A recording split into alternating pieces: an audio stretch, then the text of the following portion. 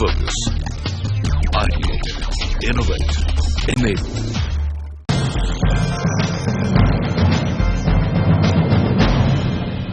Hello and welcome to another episode of our new series on risk management. The 2008 Lehman crisis sent out an important signal to businesses world over, that of the need to make risk management fundamental to the achievement of business objectives. Many boards are today reconsidering their risk governance structures. So do companies today have the critical infrastructure in place for risk management? To answer that, I have with me in our studio Alok Agarwal, Executive Director, ICICI Lombard, P. Chandrasekhar, General Manager, Insurance, RPG Group, and Milind Sarvate, Member, Group Management Center, Vadavan Global Capital. Gentlemen, welcome to the show. Thank you. Mr. Agarwal, if I can start with you. Now, today the Lehman crisis is in its almost 7th year. Do you think companies have learned their lessons and have really put risk management structures in place? If I look back at the last 7 or 8 years, I am happy to note that risk management has now been elevated to a boardroom topic. This is being discussed in the boardrooms. You have risk management committees that are being formed in various companies. And while I'm happy about it, and I must congratulate the various managements who have adopted these risk management technique, the one thing that I am scared of, and one thing which I see it as a risk, is whether this is only a paper exercise or a tick box exercise, which actually does not translate into the ground. So what I suggest is that we have to be vigilant about both things. One, we have to follow a model. We have to adopt the enterprise risk management model, and then follow it up with the implementation on the ground and see whether these risk management techniques are actually being translated at the ground level. People who are operating at the ground level, they actually understand what is being talked at the boardroom level, and they are being given simple, actionable, which can be followed easily. So, Mr. Chandrasekhar, RPG Group, do you think that you have now set up these risk management structures where even the board, the CEO, is taking active participation? Absolutely. Exactly what Alok has outlined is actually happening in our group. In addition to which, you also have monthly meetings of the top resources in the company, which is called the Center of Excellence, where we discuss what are the risks that we have been facing and what are the risks that we're likely to face. What's the action required? In addition to the processes and the risk matrices, you also have the issue of ownership of risk. So while the processes will be there, the procedures will be there, the tick boxes will be there, what matters is the people. How do they own the risk at every level in the organization and escalate it so that it gets addressed? Okay, Mr. Sarvate, you think that in your organization the risk culture has gone through at all levels, and is it easy to manage that? Yes, I think as you rightly said, the Lehman crisis highlighted the role of risk management. It has risen to a certain level where it is talked about every day or every board meeting at least. But for it to get internalized, it will require a certain stream of processes, ongoing processes to be there. Now, every organization that I am connected with has been at a various stages of evolution on this.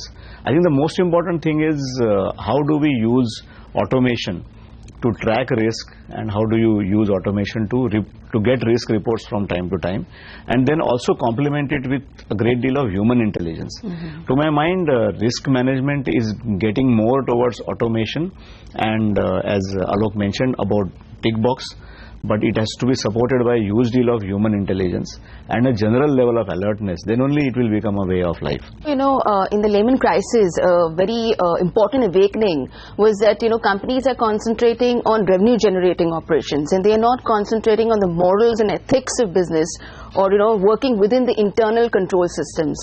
So how has that changed, and how do you think companies have learned a lesson from that? So what I have seen over the last few years, that the risks can be of different types.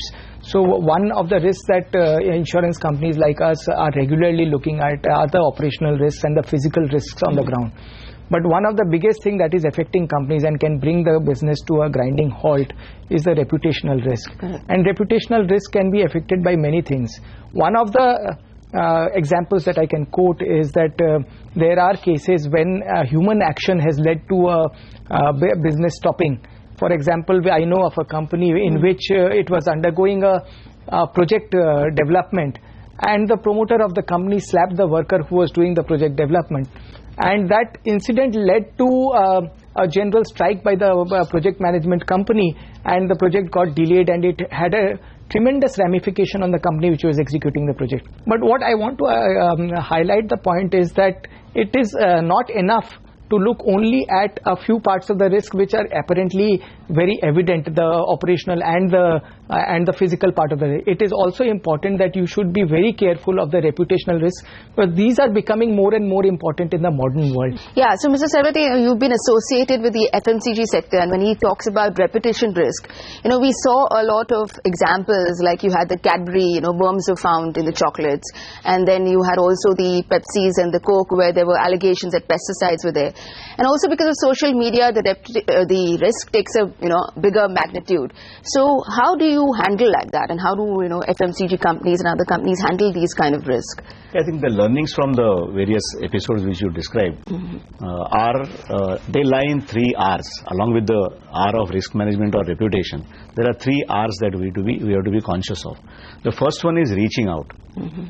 At all situations, the company under question has to reach out to its consumers, not only when the crisis erupts, but all the time. And you rightly mentioned about the role of social media. I think social media provides a very elegant platform for companies to reach out to its customers or consumers, and vice versa. And there have to be enough systems in the company so that you can keep tracking about how the various consumers are behaving, how are they reacting, what are their points of feedback, are they genuine, is somebody maliciously going after you. So all this can be achieved by reaching out. Reaching out especially becomes important during a crisis. So one should not run away from the crisis, but one should reach out, face the consumer ire that comes along, and then move about. The second R is about resolution or resolving the crisis. I think it's not only about managing the crisis, as in managing in quotes. You have to go to the root of the issue, and I think Cadbury did a fantastic job. They did have some issue. The consumers may have overreacted, but they went back and changed their entire manufacturing process. So today when you look at Cadbury products or Mondelez products as they are called now, you can find no fault with it at all. So they went deep into their own systems and resolved the issue. So resolution is very, very critical. And the third R, I would say, is readiness. So being ready to face such situations at all times is very critical. The human mind, especially the human mind of a mob, is such that we tend to be very alert for some time, and then that alertness starts slacking. So it is very critical for leadership to make sure that there is a constant state of readiness to deal with issues like this. And I think the reaching out part actually aids the readiness part. So you have to reach out, resolve the underlying issues, and be ready for all kinds of situations. These 3 R's will help you protect your reputation and manage risk better. Yeah, Mr. Chandra. So to add to what Milind was saying, in addition to this, risk management is also about identifying opportunities. Every issue has 2 sides to it. One is the underside, another is the overside, where you have an opportunity to develop and grow. So every incident that happens like this, for the example that was given, is that you can actually learn how to raise the bar. Correct.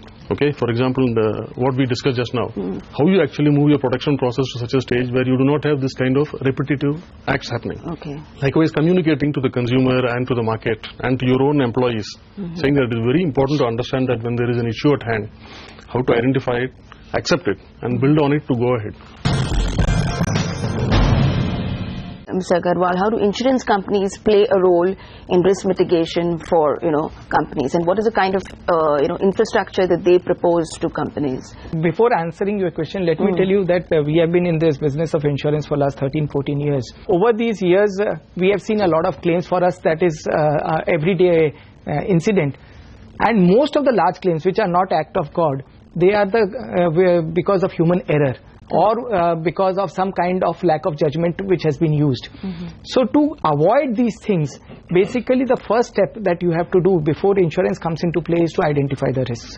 Once the risks has been identified, then you rank them in importance, and once you have ranked those risks in importance, then you can treat them in 4 ways. Either you treat it, or you tolerate it, or you terminate it, or you transfer it. So among the 4 ways that I said, out of the 4 T's, the last one, that is the transfer of risk, is where insurance company comes into play. The other 3 things are where the risk management comes into play, where insurance company can or may not play a role. So therefore, the insurance companies historically have been people who have absorbed risks from various corporates and individuals, and they have basically reduced the risks of the people who are as of now carrying the risk.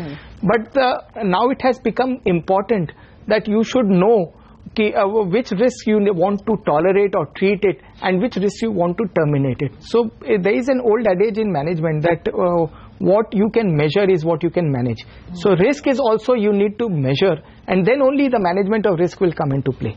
Okay, but is there something that we can say that these are the top 5 risks today that companies face, or really companies need to, in this environment, that these are the top 5 risks? You can identify the top 5 risks, but it will vary from corporate to corporate. The business that you are in, say a company which is in a manufacturing setup, operational risk assumes a major role. A company which is into a financial services, strategic risk might have a bigger role than the operational risk. So it depends on company to company, and generally all the risks that are residing with a corporate are known to the business managers who are working there. It is only while discussing that it comes out that these are the top risks that are there, and they are already known, but they are not put down on paper and they are not measured. And once you start doing it, then you can take ways to reduce the risk. Okay. Yeah, Mr. Chandraji, I also want to come to you because you are also into the infrastructure sector, where we see a lot of risk right from the tender stage to litigations to cost and project overruns. So what is the kind of system that you have in place? So this is like, to build on what Alok was saying, this is exactly what we do. You have the ownership of the risk right from the contract worker level to the top of the organization structure, the group chairman. So what we try to do is, we follow the risk management process as you rightly said, but as he also pointed out, there are issues which you can never quantify in advance. For example, the risk of talent. I can train my employees, I can train my workers to accept, internalize the risk, but the man on the spot has to decide and act at that time. So it's a decisive action that happens when the project is undergoing, that decides what happens to your brand. And in today's world, it's not just your product or your service which is a brand, it's the employee also who is a brand. In addition to which you have the technology. You do not know how technology is changing as we go ahead. Fortunately, we are in a business where the infrastructure technology is not very advanced. It's not very technically complex. So we have simple processes in place where we track the progress of the projects and what the employees are doing and how we are delivering. So that helps on a monthly basis. So the idea is to prepare a risk matrix, tick the boxes, discuss with the employees what's happening on the ground and what is it that they think we can do better. So that kind of risk communication, as Milind was referring earlier, that helps. Yeah, but how do you, Mr. Sarvati, how do you measure that, the risk management structure that you have, the organization is following it at all levels? Is there some parameters? How do you measure that? Actually, when you have a risk management framework, the success of that framework lies in the risks being spotted and prevented, rather than risk situation arising and then you resolving the crisis. So much will depend upon how the people who are administering the framework, how do they reach out, how do they interact with the people on the ground. I think it is very critical for leadership to walk the talk of risk management, because otherwise it can remain like a preaching or like a sermon, and people may or may not actually practice it. So apart from taking the boxes, I think there is a need for the leadership to raise issues which are not on the questionnaire, which are more on the spot questions. I think it is very critical for the leadership to go to the workplace, like they say in TPM, you have to go to the Gemba, which is the workplace. So you have to go to the workplace. I don't think risks can be managed by just sitting in the boardroom and signing some papers. You have to actually be on the ground. And I think that reality, it brings in a lot of sense into the risk management systems. So I'll give an example. In the financial services sector, there is a lot of role for exposure norms. There are prudential limits.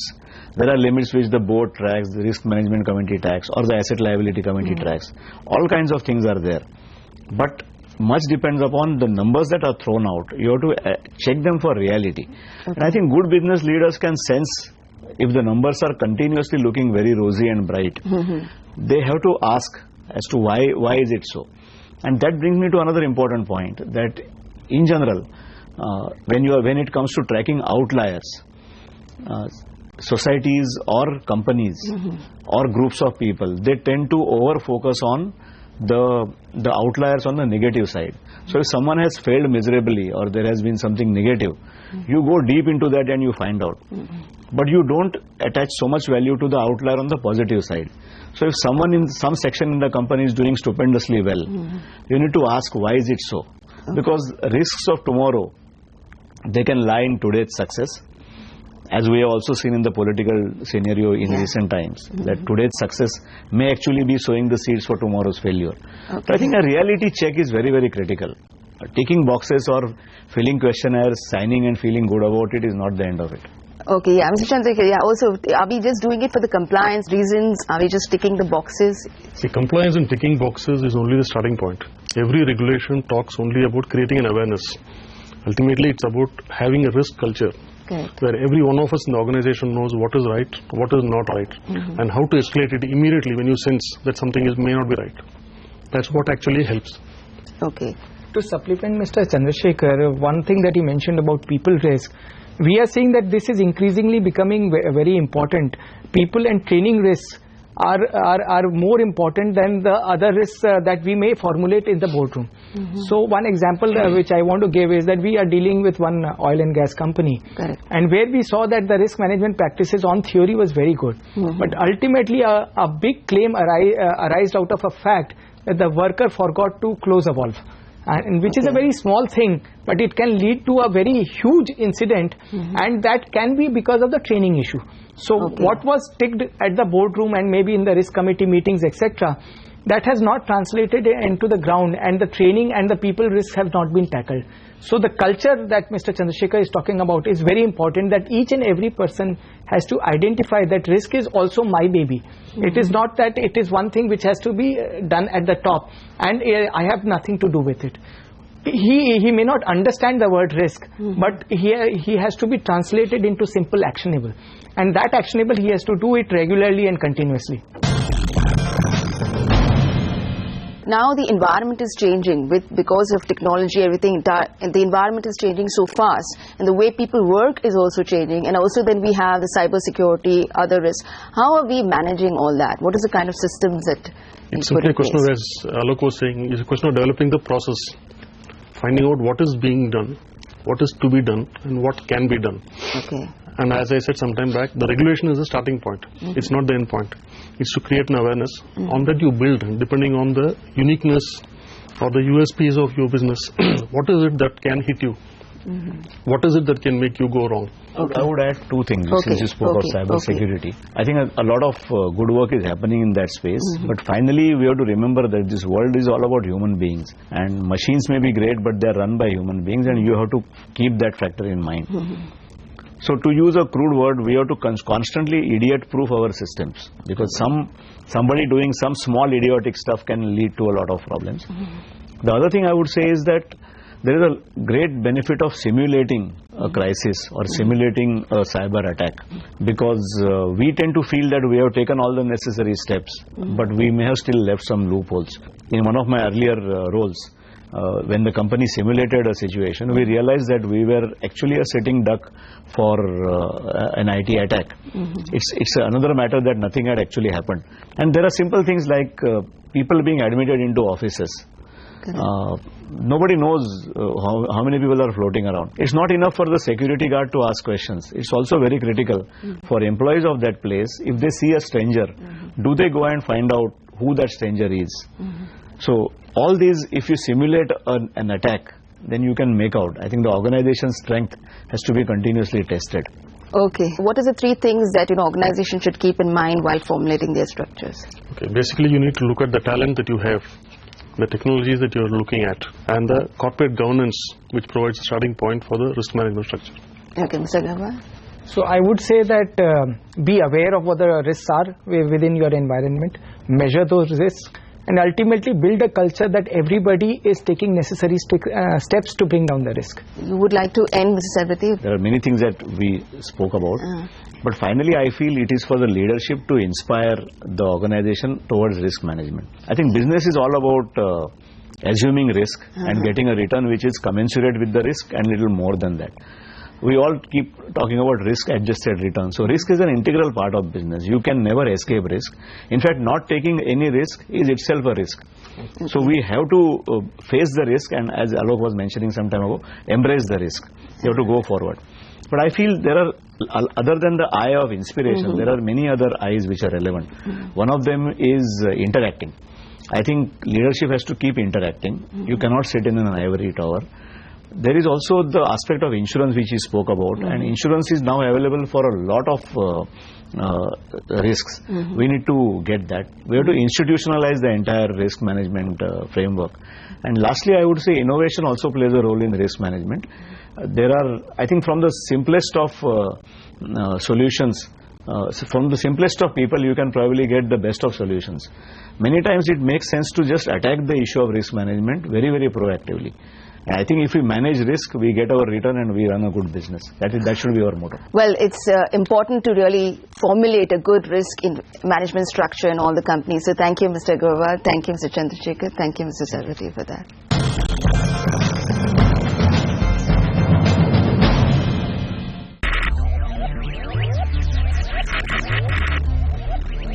Focus, ideate, innovate, enable.